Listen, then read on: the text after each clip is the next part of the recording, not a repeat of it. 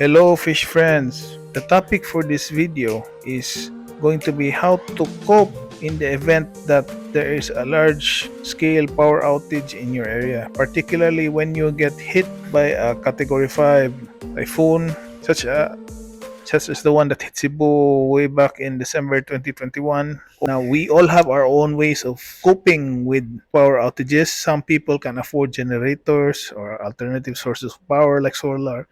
But for the most of us that do not have access to this, then these are some things that I would do. Particularly, this is more particularly if you are keeping fish that create a lot of waste, such as goldfish and large cichlids, maybe some monster fish. Then you definitely need to do these things. Step one, the first thing that you should do, because storms, the thing about storms is that they are forecasted. You can actually, if you follow the news, you will know when it's going to hit. So if it's supposed to hit on a Friday and today is a Sunday or a Monday, then the first thing that you should definitely do is cease and desist any form of feeding and let the fish process the food that's already in their guts so that they can poop it out. Now, step two, during this time that you already stop feeding, you should also collect water. And I mean collect lots of water.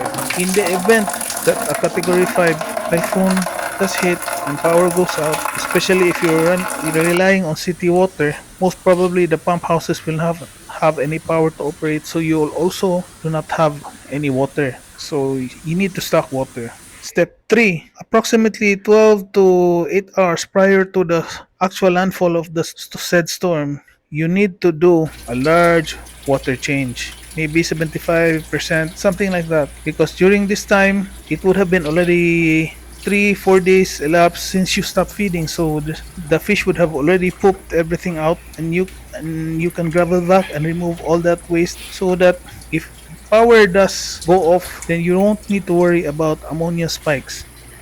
Now, step 4 is, well, in the event that power does stay off for more than 36 hours, the next thing that you should definitely do is lower the water. Lower the water in such a way that the fish's movements alone will steer the water, will circulate the water. As long as the water is churning or the not staying stagnant, then the fish has a higher chance of survival. If you have other basins available to store the fish, especially in your tanks that are overcrowded, then you need to separate these guys. Also, since the water level is low, because you won't have to worry about securing large volumes of water to do the water changes. You can do water changes every day. You remove a little water and add fresh water every day, and this will greatly increase the chances of your fish surviving.